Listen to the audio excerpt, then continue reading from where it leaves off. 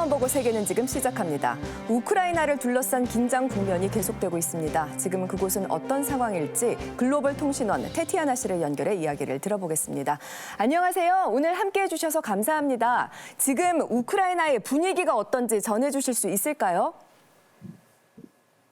네, 일단 16일 D-Day에 아무 일도 일어나지 않아 한 급이 넘겼다는 분위기입니다. 그런데 우크라이나에는 계속 매일같이 전쟁에 대한 뉴스가 나오고 있고요. 루간스크 지역에 친러시아 반군 포격으로 유치원 건물도 붕괴됐다는 소식이 전해지면서 불안감이 여전합니다. 전쟁을 피해 러시아 국경 반대쪽으로 이사 간다는 사람들도 늘어나고 있습니다. 네, 겉으로는 평온해 보이지만 긴장의 끈을 놓을 수 없는 상황인 것 같습니다. 이번에 취재하시면서 어려움은 없으셨나요? 솔직히 취재가 쉽진 않았는데요. 특히 한국에서는 군대 가는 게 의무적이지만 우크라이나에서는 그러지도 않고 10년 전만 해도 전쟁이 오지 않을 거라고 생각했거든요. 그런데 이번에 보니까 수도 키예브의 시민들의 경우 전쟁할 준비가 돼 있다, 무섭지 않다는 의견도 있어서 전쟁이 날 수도 있겠다는 다시 한번 느낄 수 있었습니다. 우크라이나 현지 상황을 담아봤습니다. 지난 13일 우크라이나 국제공항을 찾았습니다. 우려했던 대혼란은 없었지만 전쟁에 대한 불안감으로 우크라이나를 빠져나가려는 외국인들은 쉽게 만날 수 있었습니다. We are also not sure about the condition which could happen in Ukraine. But yeah, we are leaving Ukraine just because of this thing. Because our parents, they're worried. 최근 수도 키예프의 한 식당을 연 김학현 씨도 우크라이나를 탈출하라는 다급한 연락을 받았다고 합니다. 빠른 시간 내에 우크라이나를 떠나라고 하라는 얘기였었죠. 굉장히 당혹스러웠죠. 당황스럽고요. 갑자기 이렇게 48시간 아니면 긴급하게 빨리 우크라이나를 나가라고 하니까.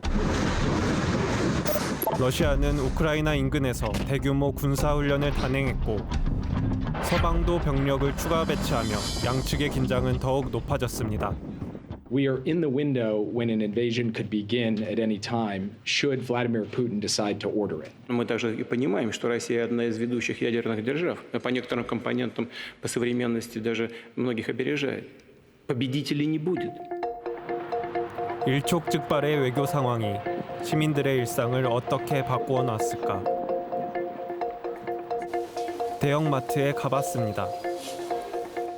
식료품도 채워져 있고 여느 때처럼 일상을 살아가는 시민들이 눈에 띄었습니다. 여기는 우크라이나에 위치하는 한 대형마트입니다. 우크라이나 사람들이 사재기를 하는 모습은 거의 없는데요. 던저림이나 소금이나 휴지, 그것과 같은 제품들이 아직까지 많이 남아 있습니다. Готувалась, а дочка сказала, що успокойся, не готуйся. І все. І перестали? Да. Я просто кожен день працюю, і, чесно кажучи, в мене немає часу задумуватися. Виживаю кожен день, все. 하지만 시민들은 만일의 사태에 대비하고 있었습니다. 이곳에서 시민들은 자발적으로 무기와 폭발물, 응급처치와 같은 기본 군사훈련을 받고 있었습니다. 여기는 처음으로 우크라이나 우식섹터라는 단체가 일반 시민들을 위해서 훈련을 운영하고 있습니다. 훈련장에서는 어린아이를 포함해 가족 단위로 온 시민들도 쉽게 찾을 수 있었습니다. Дивлячись на ситуацію в країні, то краще знати, ніж не знати. Українцям потрібно готуватися до великої війни, бо те, що на Донбасі відбувається, ми розуміємо, що це до пори до часу, піде далі. 국경에서 약 40km 떨어진 모듈시티의 긴장감은 남달랐습니다.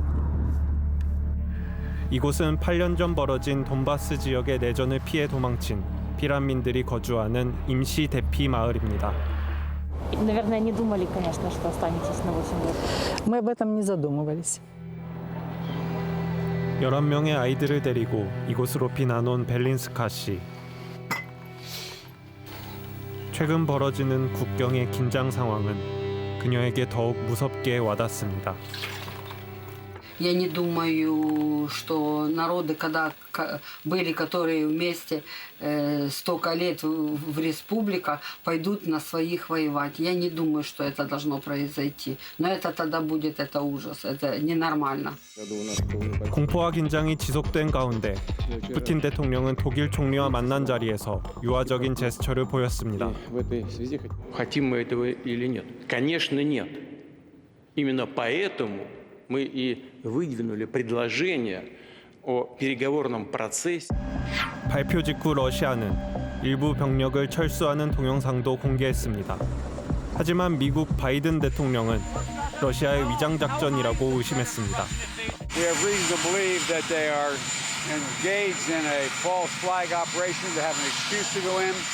Every indication we have is they're prepared to go into Ukraine, attack Ukraine. 17일 저녁 돈바스 지역 500차례가 넘는 폭발음이 심야의 정막을 꿰뚫었습니다. Где ж ты жахаешь? Где-то идут прилеты, как мне сказали. Всем слышно, да?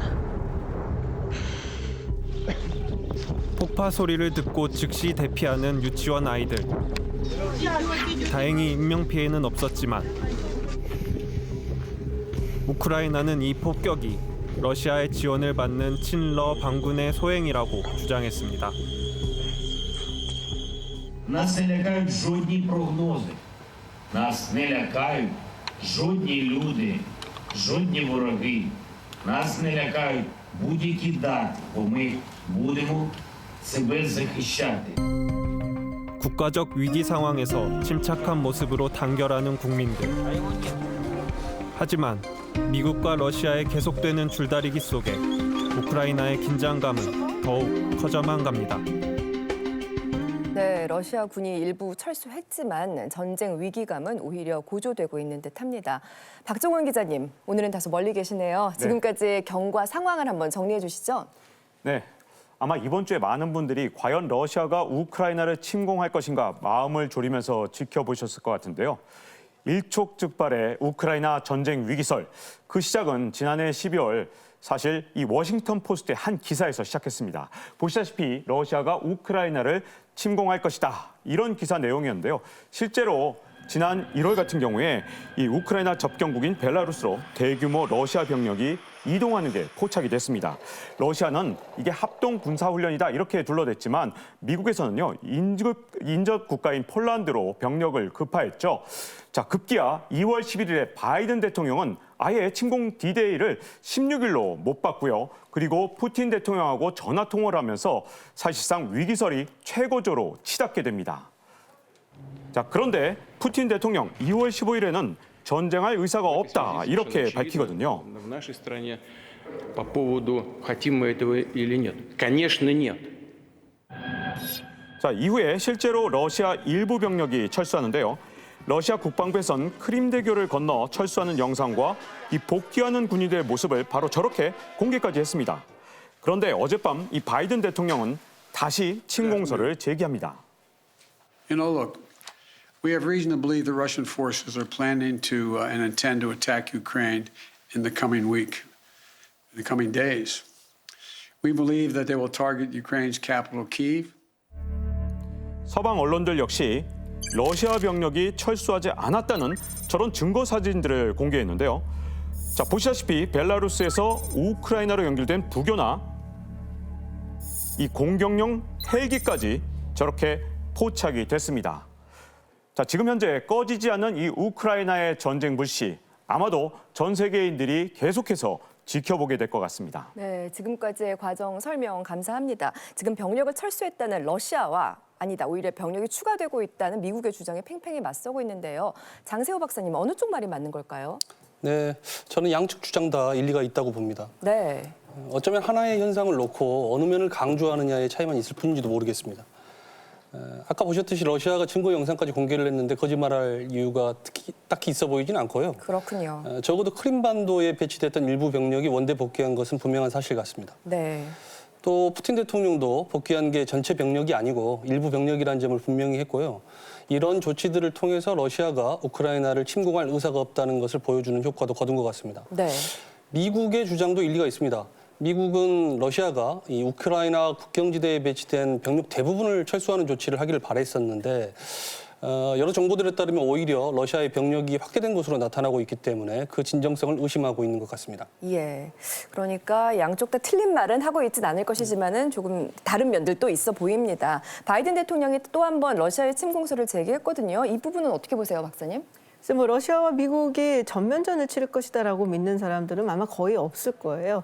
근데 또 지금 뭐 전쟁이 임박했다, 뭐 물러나지 않았다라고 바이든 대통령이 얘기를 하니까 불안하거든요. 네, 그래서 미국하고 바이든이 전쟁 나기를 원하는 것이냐라고 또 얘기를 하시는 분들도 계신데 사실 지금 상황에서 전쟁이 나기를 가장 원하지 않는 게 미국이고 또 바이든 대통령이라고 생각을 합니다. 그렇군요. 다만 이제 전쟁 스포일러 효과라고 해서 이렇게 계속적으로 긴장 상태를 유지를 하고 이야기를 하면은 이제 러시아의 운신의 폭이 좀 좁아질 수밖에 없겠죠.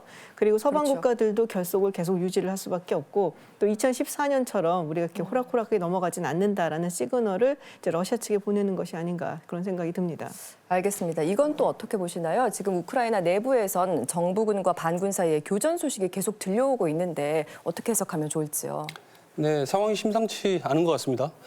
친러 반군이 우크라이나 정부군을 공격하고 지금 교전이 벌어지고 있다는 얘기도 들려오고 있고 또 어젯밤에는 자동차 폭발 사건도 있었습니다. 그렇죠. 친러 반군이 러시아 영향력 하에 있다는 점을 고려한다면 독자적으로 벌인 일 같지는 않고요. 러시아가 이랬던 사태 전개의 비예측성을 극대화하는 과정에서 나타난 일들이다 이렇게 봅니다. 네.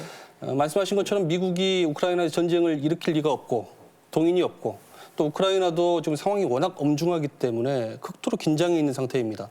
바로 이런 조건에서 러시아가 확전에 두려움 없이 이 돈바스의 긴장을 고조함으로써 미국과 서방의 양보를 좀 더 끌어내려고 하는 전략 같습니다. 유리한 측면으로 가져가고자 한다라는 말씀이시군요. 일리아 씨는 러시아 출신이시잖아요. 지금 러시아 국민들은 이 사태를 어떻게 보고 있는지도 참 궁금하거든요. 사실은 러시아 국민의 과반수는 거의 90% 이상이 이게 무관심을 갖고 있어요. 무관심하다고요? 네, 거의 대부분 그렇고요. 그나마 이제 관심을 갖고 있는 사람 중에 얘기를 들어보면 당연히 이제 전쟁 반대하고 있죠. 러시아는 워낙 많은 전쟁을 겪어본 나라이기 때문에 2022년 무슨 정치냐라는 그런 상식이 맞지 않는다 그런 말을 많이 하고 있고요. 네. 얼마 전에도 러시아 국영 방송에서 오히려 이런 러시아가 우크라이나에 침공하겠다는 미국을 조롱한 방송도 있었어요. 이제 그랬습니까? 네, 60분이라는 시사 토크쇼가 있는데 거기서 오히려 대놓고 이제 우크라이나가 바이든 대통령에게 이용당했다는 그런 조롱까지.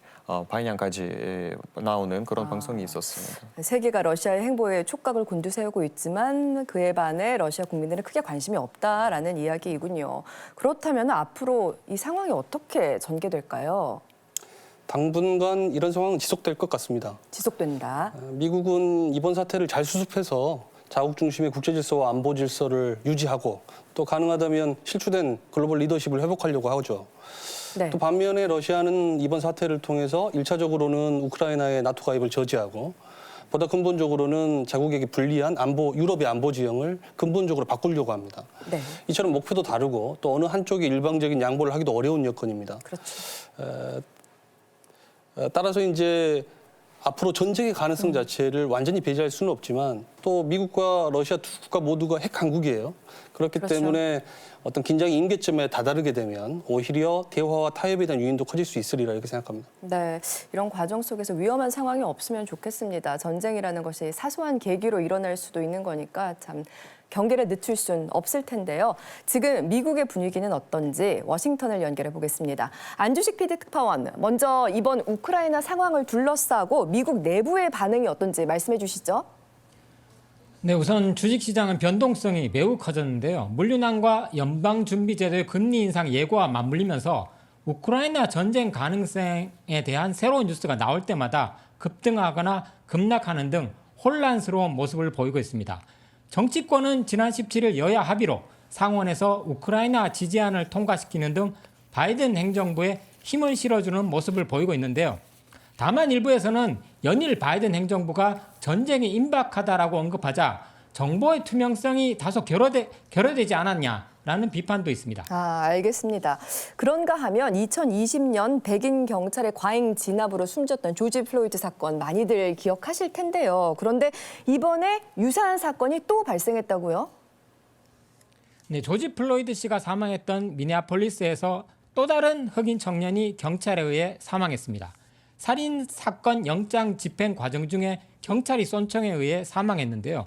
범죄 용의자도 아니었던 데다 증거 수집을 위한 수색영장 집행 과정 중 발생한 사건이라 많은 지역 주민들이 분노하고 있습니다.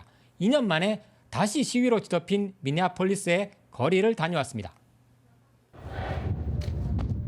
검은 옷으로 복장을 통일한 사람들이 갑자기 거리로 뛰쳐나오기 시작합니다. 이들이 외치는 이름은 아미르 로크.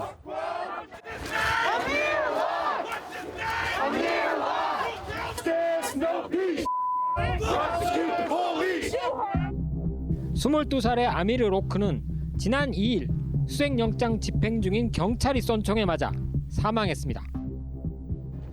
밤 9시가 지나자 성난 시위대는 거리를 점령한 채 행진을 하고 있습니다. 이들은 조지 플로이드 사건 이후로 하나도 바뀌지 않은 현실에 절망하고 있습니다. I feel disappointed because this has happened over and over and over again in recent years, and they keep saying that they're going to make changes and they don't. 밤이 깊어지자 시위는 점차 격렬해집니다. 차도 한가운데 바리케이트를 설치하고 상가 창문에는 아미르 로크의 이름이나 경찰 욕설이 새겨집니다.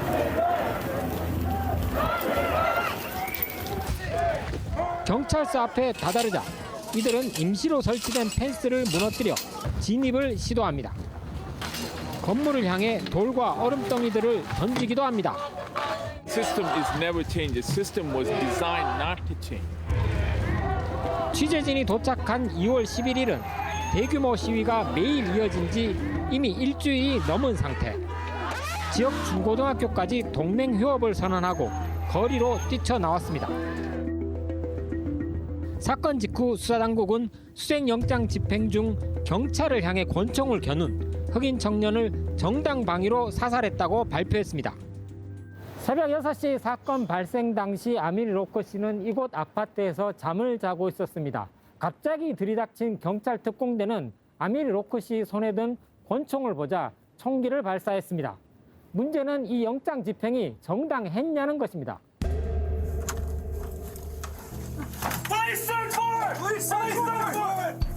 유족의 요구로 공개된 경찰 영상. 미리 확보한 열쇠를 몰래 돌려 사전 경고 없이 진압하는 모습과 아직 잠에서 깨지 않은 듯한 아미르 씨의 모습이 그대로 담겼습니다. 진입에서 사살까지 걸린 시간은 단 9초. Amir Locke was killed in 9 seconds from the time the police entered his door, but in reality he was killed in 2 seconds, less than 2 seconds, because it was less than 2 seconds from the time the police kicked the sofa to wake him up, and he reached over toward his gun and placed his hand on his gun. 아미르 씨는 총기 휴대 허가증을 받은 상태였고 전과자도 범죄 용의자도 아니었습니다. 방아쇠엔 손가락이 걸려 있지 않았고 이는 조준사가 카라 했다는 당국 발표와 어긋납니다. You know, had his hand on the gun or not even on the trigger, and you have a weapon, you know, within arm's reach that you lawfully carry. That's a reasonable response that anyone would have. 사건 초기 진상조사 발표는 충분하지 못했습니다. 진상 발표 당시 조사에 참여했던 한 활동가는 기자회견을 막고 양심 선언을 하기도 했습니다. This is what I would call the anatomy of a cover-up. This is unacceptable. I'm sorry. They lied, and covering up is lying is covering up. 경찰의 영장 집행 방식도 이 사건을 계기로 도마에 오르고 있습니다.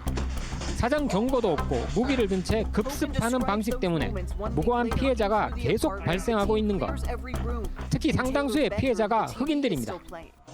Black people are 7% of our population.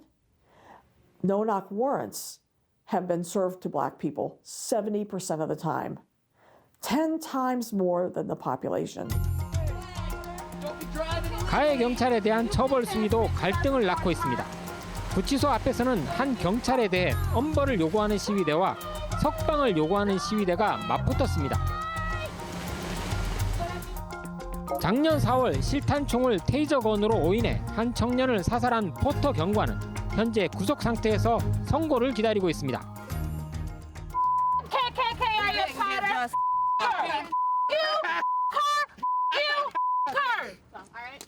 한쪽이 물러나면서 물리적 충돌은 피했지만 갈등은 더 커지고 있습니다. The white people that are racist, they still want to get her released because they don't care about the other lives. There's no value for minority lives. 아미르 씨의 장례식에서 어머니는 아들의 죽음을 애도합니다. It took me 10 hours of labor to push him into this world. His police department executed my baby boy, beautiful baby boy, in less than 9 seconds. I said, okay. 전문가들은 분열된 미국 사회가 제도 개혁을 막고 있다고 말합니다. You know, and then I look at something that's as divisive as law enforcement reform, and I find it very frustrating. Thousands of people are demanding that law enforcement be limited in their use of force, be limited in their use of lethal force. 조지 플로이드 씨가 사망한 거리는 온통 하얀 담요로 덮였습니다. 아미르 씨가 경찰총에 쓰러질 당시를 추모한 것입니다. 무고한 죽음은 아직도 이어지고 있습니다. 미네아폴리스에서 PD 특파원 안주식입니다. 네, 미국 내 흑백 갈등, 인종 문제는 끊임없이 이어지고 있네요. 이번에는 독일로 가보겠습니다. 지난 수세기 동안 인류는 석탄이나 석유와 같은 화석 연료에 의존해 왔지요. 하지만 화석 연료 사용은 우리에게 기후 변화라는 영수증을 내밀었습니다. 세계 각국이 친환경 에너지 개발에 힘을 쏟는 이유이기도 합니다. 재생 에너지 강국 독일의 에너지 자립 마을을 김기수 특파원이 다녀왔습니다. 베를린에서 90km 정도 떨어진 브란덴부르크주 펠트하임. 35가구의 주민은 130여 명에 불과한 작은 마을입니다. 주 산업은 농업과 축산업. 흔히 볼 수 있는 독일 농촌 마을 같지만 펠트하임엔 특별한 것이 있습니다. 마을 입구에 붙어있는 글귀. 기후 보호 없이 자연 보호도 없다. 이 마을을 설명해 줍니다. 100% 에너지 자립 마을입니다. 바람, 재생에너지가 펠트하임을 움직입니다. 마을 회관 앞엔 오늘의 펠트하임을 있게 한 최초의 풍력 발전기가 전시돼 있습니다. 1995 hat ein Student hier in Feldheim die ersten Windräder gebaut. 4 kleine Windräder und natürlich waren die Einwohner erstmal ein bisschen skeptisch. Aber was er gemacht hat, er hat vorgeschlagen, dass er ein 5. Windrad baut und hat die Leute im Dorf eingeladen, in diesem Windrad zu investieren. 여기서 55개의 풍력 발전기가 연간 2억 5천만 킬로와트시의 전기를 생산합니다. 마을에서 사용하는 건 100만 킬로와트시. 나머지 99.6%는 인근 대도시인 베를린과 포츠담 등에 판매합니다. 마을의 에너지원은 또 있습니다. 가축 배설물에서 나오는 가스, 즉 바이오가스입니다. 왼쪽 축사에서 키우는 천여 마리의 소와 돼지의 배설물에서 나옵니다. 이 가스를 마을의 난방 연료로 씁니다. Diese Anlage jetzt, die Sie jetzt hier sehen, ist für unsere Scheune hier da und diese Anlage wird mit Biogas befeuert. 마을에서 10km 정도 떨어진 공터에 있는 태양광 발전단지, 솔라파크입니다. 축구장 63개 넓이인 45만 제곱미터 부지에 10,000개 가까운 태양광 모듈이 설치되어 있습니다. 햇빛을 따라 방향을 바꾸도록 돼 있어 전력 생산량이 높습니다. 이곳에서 생산되는 연간 약 280만 킬로와트시 전력은 전량 판매됩니다. 펠트하임 주민들은 재생에너지를 선택한 이유를 안전한 데다 친환경적이기 때문이라고 말하고 있습니다.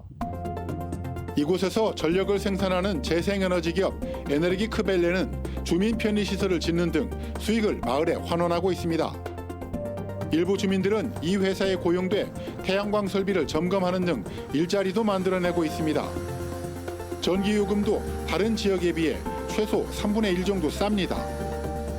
기업의 제안과 마을 주민의 동의, 지방 정부의 지원이라는 삼박자가 맞아떨어진 겁니다. 94년까지만 해도 독일의 여느 마을과 다름없던 펠트하임이 지금은 에너지 자립과 소득 보전, 일자리 창출까지 성공한 마을로 변신했습니다. Da muss sich auch ein Weg und ein Mittel finden, die Menschen vor Ort daran zu beteiligen, sie vielleicht sogar zum aktiven Mitmachen zu bewegen. 독일은 잘 알려진 재생에너지 강국입니다. 2020년 기준 독일의 전체 발전량 가운데 재생에너지 비중은 45.4%, 20년 전 6.3%보다 7.2배 증가했습니다. 그 배경엔 2000년 제정된 재생에너지법이 있습니다. 송전망에 녹색 전기, 즉 태양광이나 바람을 이용한 재생에너지를 우선 연결한다고 규정했습니다. 독일 정부는 화석 연료나 원자력에 비해 5배 이상 비쌌던 재생에너지를 전량 사들이며 경쟁력을 키웠습니다. 그 결과 2025년까지 재생에너지 비중을 45%까지 늘리겠다는 목표를 5년이나 앞당겨 달성했습니다. 최종 목표는 탄소 중립입니다. Im Übrigen sind ja auch die erneuerbare Energienziele haben ja keinen Selbstzweck, sondern sie dienen ja der Erreichung der Klimaziele. Das muss man vielleicht auch noch mal. 독일에서 재생에너지 확대를 이끌고 있는 건 정부의 지원을 받고 있는 전국 99개의 협동조합. 기업이 아닌 주민의 참여가 에너지 산업의 변화를 이끌고 있는 겁니다. 탄소 중립은 한국에서도 발등에 불. 길을 앞서간 독일은 이런 조언을 합니다. Ein Tipp wäre vielleicht, mit den Menschen zu reden. Aber es ist bewiesen, wenn man mit den Menschen von Anfang an redet, alles transparent macht, dann ist es leichter, ihre Unterstützung zu bekommen. 환경에 대한 부담을 다음 세대에 지우지 않기 위해 독일은 지금 행동하고 있습니다. 브란덴부르크 펠트하임에서 김기수입니다.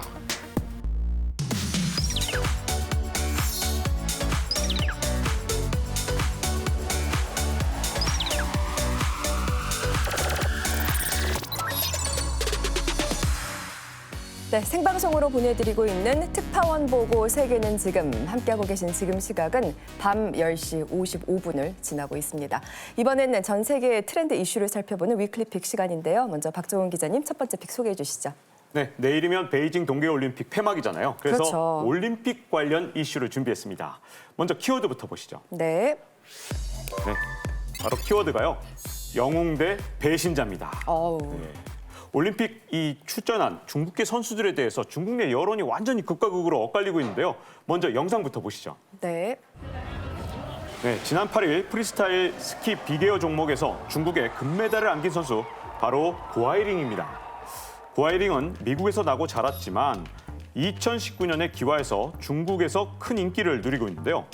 이번에 금메달까지 따면서 스타 반열에 올랐습니다. 진짜 인기가 많더라고요. 네, 500대 드론으로 밤하늘에 저렇게 고하이링의 얼굴을 새기는 공연까지 열렸을 정도거든요. 저게 드론 공연이에요? 네, 거기다가 고하이링 인형이 없어서 못 팔리는 정도라고 하는데 이렇게 영웅 대접을 받는 선수가 있는 반면에 또 반대로 비난의 대상이 된 중국계 선수가 있습니다. 피겨 스케이팅 종목 미국 국가대표로 나온 네이선 첸인데요. 남자 싱글에서 세계 신기록을 달성하면서 금메달을 거머쥐었지만 이 중국 네티즌한테는 배신자라는 저렇게 악플 공격까지 시달리고 있다고 합니다. 네, 참 어느 나라 국기를 가슴에 달고 출전했는지를 두고 중국 내 여론이 아주 갈리고 있군요. 네, 고하링 선수 같은 경우는 바로 미국인 아버지와 그다음에 중국인 어머니 사이에서 태어났고요. 그리고 캘리포니아 출신으로 사실은 미국에서도 어렸을 때부터 스키 유망주로 주목을 받았고 명문대인 스탠포드까지 입학한 재원이라고 하거든요. 네. 그런데 이 귀화를 해서 이번 올림픽에 출전해서 중국에 금메달까지 안겨준 거니까 중국에서는 이 미국인으로 살아도 얼마든지 승승장구했을 사람이 이렇게 중국까지 선택을 해줬다. 미국으로 왔다, 중국으로 왔다. 그렇죠. 거기다가 대륙의 엄친 딸이다, 중국어도 잘한다, 온갖 영웅담을 늘어놓으면서 정말 스타 중에 스타로 지금 현재 자리 잡고 있는 중입니다. 대륙의 열풍이네요. 네, 그래서 일부 언론에서는 이 구하링이 미중 갈등이 나온 슈퍼스타다라는 이야기도 하고 있습니다. 있습니다. 근데 똑같이 귀화를 했는데 비판을 받는 선수가 있어요. 누굴까요? 바로 여자 피겨스케이팅의 주희 선수인데요. 경기 성적이 좀 부진했습니다. 네, 그러니까 네, 나라 그렇죠. 망신이다라면서 중국 네티즌들이 악플을 지금 쏟아내고 있습니다. 근데 주희 선수는 이제 부모가 두 사람 모두 중국 사람이고요. 근데 중국어를 좀 잘 못해요. 그렇군요. 네, 그러니까 뭐 중국어부터 배워라라는 비아냥부터 시작을 해갖고 뭐 주희를 향한 어떤 분노가 막 일고 있고 네. 여기에는 결국엔 미중 갈등의 상황이 담겨 있는 게 아니냐라는 이야기가 나오고 있죠. 그렇군요. 일리아 씨는 보시면서 어떤 생각하셨을지도 궁금한 게 이제 러시아에서 한국인으로 귀화를 하셨잖아요.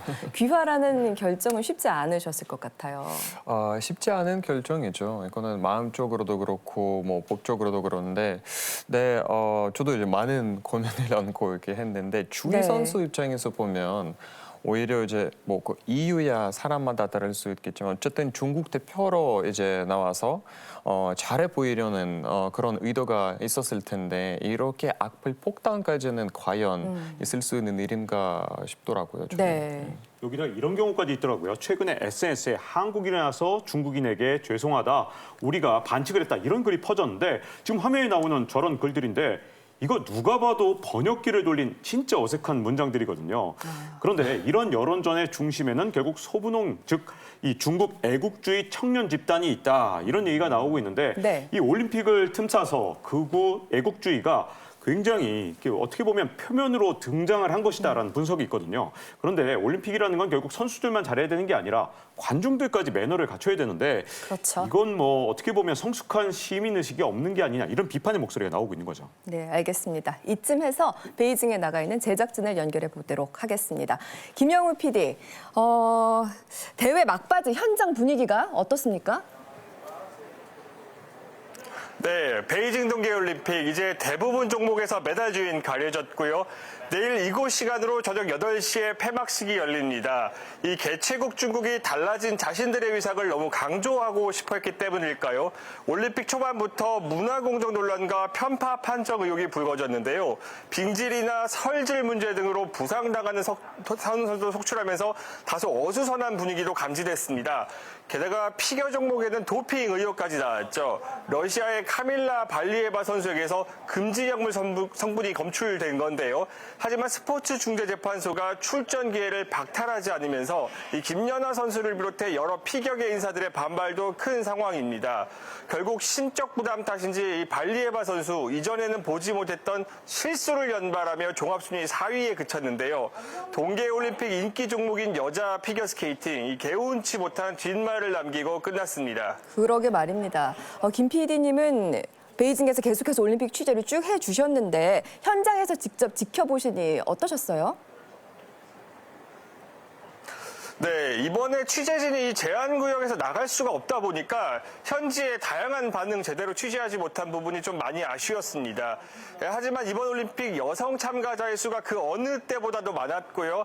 다양한 혼성 종목도 신설되면서 이 중국 올림픽 조직위는 본격적인 양성평등 올림픽이다 이렇게 자평하기도 했습니다. 이제 폐막까지는 단 하루만 남았습니다. 성별과 인종을 뛰어넘는 이 화합 올림픽 정신을 새기는 그런 자리로 마무리되길 바랍니다. 지금까지 베이징에서 KBS 김영우 PD였습니다. 네, 김영우 PD 고맙습니다.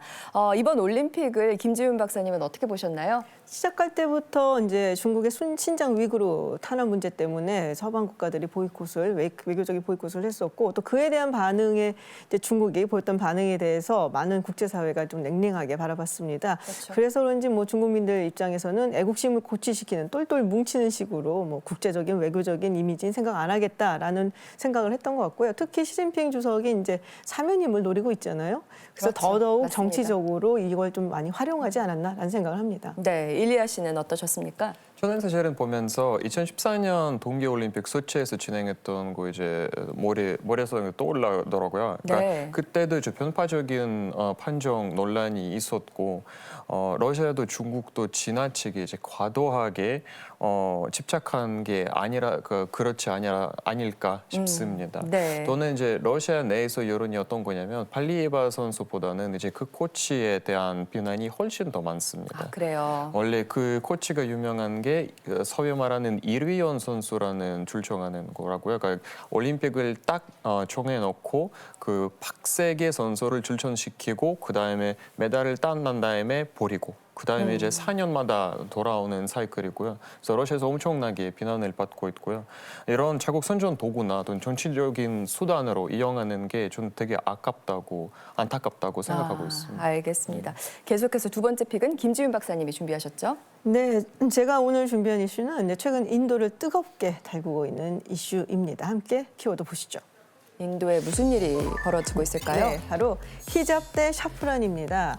히잡은 다들 아시다시피 이 무슬림 여성들이 이 머리와 목을 가리기 위해서 쓰는 두건이죠. 그리고 샤프란은 힌두 민족주의를 나타내는 황색, 색깔을 의미를 합니다. 네. 근데 최근에 이 인도에서 히잡과 샤프란색의 두건을 쓴 사람들이 거리에 나와서 충돌을 빚고 있다는데요. 어떤 이야기인지 영상으로 확인해 보시죠. 네, 인도 전역이 이렇게 시위로 들끓고 있습니다. 무슬림과 힌두교도들의 대립 시위가 격화되고 있는데요. 네, 일부 지역에서는 막 돌을 던지는 이런 폭력 사태까지 벌어졌습니다. 이 사건이 이달 초 인도 남부의 카르나타카주 학교들이 히잡을 쓴 여성들의 등교를 막으면서 시작됐는데요. 네. 히잡이 교복 규정에 위반된다라는 건데 이 무슬림 여성들은 왜 갑자기 규제를 하느냐 하면서 반발 시위에 나섰고요. 또 여기에 힌두교도들이 맞불 시위를 놓으면서 이 사건이 종교 간의 갈등을 번졌습니다. 지금 경찰들은 시위대를 무력으로 진압하고 있고 또 교육당국은 소요 사태 우려를 위해서 표해서 휴교령을 내린 상태입니다. 그러니까 이게 인도의 일부 학교에서 히잡 착용을 금지하면서 발생한 거네요. 맞습니다. 2월 5일에 이 카르나타카주 정부에서 이 공공질서를 침해하는 복장을 이제 금지한다라는 지침을 내린 거예요. 근데 히잡이 그 중에 하나로 들어간 거죠. 네. 그러니까 무슬림 여성들이 아니 이거는 내가 입고 싶은 옷을 입는 자유도 해치는 거고 그리고 사실 종교의 자유를 침해하는 것이 아니냐라고 반발을 한 거죠. 그렇죠. 그전에는 그런 규제가 없었는데 주정부가 네. 왜 그런 거예요? 그러니까 정치적인 배경이 좀 있다고 보셔야 될 것 같아요. 이 카르나타카주 같은 경우는 이제 모디 총리가 속해 있는 인도 국민당이 장악을 하고 있는 곳인데요. 사실 이 인도 국민당이 힌두교의 이제 힌두 민족주의 성향이 굉장히 강하거든요. 맞습니다. 그래서 뭐 인도 전국 전체 인구에서 보면은 80% 정도가 힌두교도고 그리고 무슬림이 14% 정도인데 네. 모디 총리가 집권한 이후에 유독 이슬람교를 비롯한 소수 종교를 배척하는 경향이 좀 더 강해졌어요. 네. 뭐 작년 같은 경우도 이 카르나타카주 의회에서는 힌두교가 소를 신성시하잖아요. 그러니까 소 도살 금지법이라든지 또 개종을 반대하는 개종 반대법을 통과를 시켜서 이슬람교도들 그리고 기독교도들이 상당히 반발을 했습니다. 종교 탄압이다라는 말이 나올 수 있네요. 그러네요. 저도 주변에 인도 친구들이 몇 명 있는데 그 친구들의 말을 들어보면 모디 총리가 집권을 하고 난 다음에 힌두교 극단주의자들이 또 기승을 부리고 있다고 하네요. 예. 그래서 최근에 또 충격적인 사건이 하나 있었고요. 무슬림 여성들의 사진을 SNS에 올리고 고깃값 매기듯이 신체 부위별로 가격을 매겨서 경매에 붙인 거였습니다. 그래서 심지어 강간 모의까지 해서 이제 사회적으로 논란이 됐었던 현상이죠. 네, 참 입에 담기도 끔찍한 해서는 네. 안 될 행동이죠. 지금 보니까 두 종교 집단 간의 싸움으로까지 번지고 있어서 쉽게 해결될 수 있을까요? 어떨까요? 네, 일부 무슬림 학생들이 이 무슬림 학생들이 히잡 착용 금지 이 조치를 이제 헌법에 이제 보장이 되어 있는 기본권을 침해하는 것이다라면서 법원에 청원을 제출을 했고요. 네. 근데 문제는 이게 워낙 민감한 문제다 보니까 이 고등법원에서 쉽사리 판결을 내리지 못하고 있습니다. 네. 그래서 뭐 판결이 내려진다고 하더라도 여전히 논란거리 남지 않겠냐라고 지금 보고 있죠. 알겠습니다. 이렇게 위클리픽 살펴봤습니다. 이번엔 미국으로 가보겠습니다. 최근 미국에선 직장인들이 자발적으로 퇴사를 하는 이른바 대퇴사 열풍이 사회적 이슈로 떠오르고 있습니다. 여기엔 어떤 배경이 있는 건지 강윤기 PD특파원이 취재했습니다. 뉴욕 브루클린의 주택가. 평일 오전 시간이지만 스테파니 씨는 회사에 가지 않고 한창 독서를 즐기고 있습니다. The majority of my job, tech transactions, is basically fancy language for looking at very boring documents all day and then going back and forth and like arguing about commas with people. And it seemed so silly to me. It didn't give me like any happiness, to be honest. 잘 나가던 사내 변호사였던 스테파니. 하지만 지난해 말 아쉬워하던 동료들을 뒤로하고 그녀는 과감히 회사를 그만뒀습니다. 2년째 계속된 코로나19 팬데믹. 세상을 떠나거나 아파하는 주변 사람들을 보며 행복이 무엇인지 고민하고 내린 결정입니다. Let me try something for me, because I've spent a lot of years doing what other people want, which was becoming a lawyer. 스테파니는 재택근무를 조건으로 한 회사의 사회공헌팀에서 전혀 다른 일을 시작했습니다. 월급은 적어졌지만 행복합니다. 무엇보다 본인이 좋아하는 일을 하게 됐습니다. 그중 하나가 개인 유튜브 방송입니다. 그녀는 일주일에 한 번씩 개인 방송에서 미국 역사와 사회 이슈들을 다루기도 하고 전공을 살려 법률 지식을 공유하기도 합니다. 하지만 다시 변호사로서 직장으로 돌아갈 일은 절대 없을 거라 말합니다. I don't think I'll be a lawyer again. And people have asked that, like, oh, are you going to go back? I don't think I'm going to go back. About 4 million people a month are quitting their job. Coronavirus pandemic. 지난해 중반부터 본격화한 미국의 퇴사 바람. 매달 400에서 450만 명의 사람들이 회사를 그만두고 있습니다. 이른바 대퇴사의 시대입니다. Attention target guests. The time is now 9 whatever and I quit. I'm quitting this job.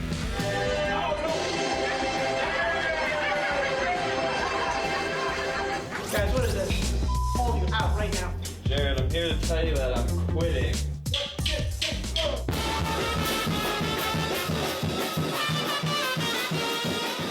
Job satisfaction is tightly connected to life satisfaction. And so during the pandemic, you had this prompt where people were around death and illness due to the pandemic and therefore thinking these big thoughts about, am I living life the way that I want? 사상 최고치를 기록한 물가.